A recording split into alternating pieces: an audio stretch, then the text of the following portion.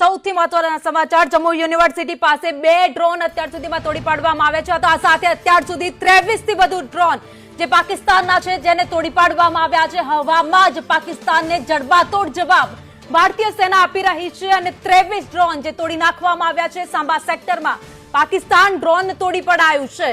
તો સાથે જ જમ્મુ કાશ્મીર જમ્મુ યુનિવર્સિટી છે ત્યાં પણ 2 ડ્રોનને તોડી પાડવામાં આવ્યા છે. એટલે કે અત્યાર સુધીમાં જે પણ નાપાક હરકતો પાકિસ્તાન કરતું આવ્યું છે તેના સામે ભારતે તેને જડબાતોડ જવાબ આપ્યો છે. ભારતીય સેના અત્યારે અલર્ટ મોડમાં છે.